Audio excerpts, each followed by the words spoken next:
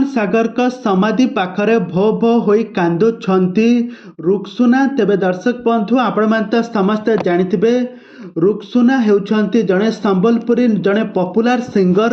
ହ୍ୟୁମାନ ସାଗରଙ୍କ ସହିତ ତାଙ୍କର ବହୁତ ଭଲ ସମ୍ପର୍କ, ନିଜକୁ ବଡ଼ ଭାଇ ବୋଲି ହ୍ୟୁମାନଙ୍କୁ ମାନନ୍ତି ଆଉ ସବୁବେଳେ ହ୍ୟୁମାନଙ୍କୁ ବହୁତ ସମ୍ମାନ କରନ୍ତି, ବହୁତ ଭଲ ପାଇବା ଦିଅନ୍ତି। କିନ୍ତୁ ହ୍ୟୁମାନ ସାଗର ତାଙ୍କୁ ଏତେ ଶୀଘ୍ର ଛାଡ଼ି ଚାଲିଯିବ ସେ କେବେ ବି ଭାବିନଥିଲେ, କାହିଁକିନା ସମ୍ବଲପୁରରୁ ହ୍ୟୁମାନ ସାଗର ତାଙ୍କୁ ସେଇଠୁ ସେ ହିଁ ଜନ୍ମଗ୍ରହଣ କରିଥିଲେ ଆଉ ସେଠାରେ ଯେତେବେଳେ ପିଲାଟି ବେଳରୁ ହିଁ ରୁକ୍ସୁନାଙ୍କ ସହିତ ତାଙ୍କର ସମ୍ପର୍କ ରହିଛି। ଆଉ ଯେତେବେଳେ ସଙ୍ଗୀତ ଜଗତକୁ ଆସିଥିଲେ ରୁକ୍ସୁନାଙ୍କୁ ବହୁତ ସାହାଯ୍ୟ ମଧ୍ୟ କରିଥିଲେ ଆଉ ସେ ମଧ୍ୟ ହ୍ୟୁମାନଙ୍କୁ ମଧ୍ୟ ବହୁତ ସାହାଯ୍ୟ କରିଥିଲେ। ଦୁହେଁ ପରସ୍ପରଙ୍କ ସହିତ ମିଳିମିଶି କାମ କରୁଥିଲେ, କିନ୍ତୁ ଆଜି ହଠାତ୍ ସମସ୍ତଙ୍କୁ ଛାଡ଼ି ଆରପାରିକୁ ଚାଲି ଯାଇଛନ୍ତି ହ୍ୟୁମାନ ସାଗର।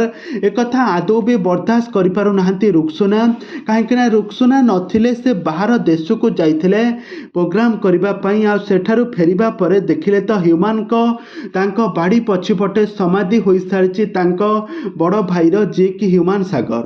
ତ ରୁକ୍ସୁନା ଏହାକୁ ଦେଖି ଆଦୌ ବି ସମ୍ଭାଳି ପାରିଲେ ନାହିଁ, ସେଇ ସମାଧି ପାଖରେ ବସି ଭୋ ଭୋ ହୋଇ କାନ୍ଦୁଛନ୍ତି ହ୍ୟୁମାନଙ୍କ ସମାଧି ପାଖରେ ବସି ରୁକ୍ସୁନା।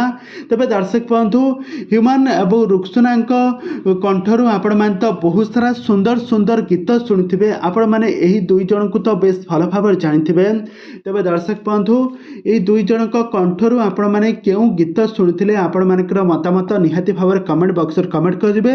ଆଉ ପ୍ରଭୁ ଜଗନ୍ନାଥଙ୍କ ନିକଟରେ କେବଳ ଏତିକି ପ୍ରାର୍ଥନା ଦେବେ, ହ୍ୟୁମାନ ସାଗରଙ୍କ ଅଦ୍ଭୁତ ଆତ୍ମାକୁ ଶାନ୍ତି ଦିଅନ୍ତୁ।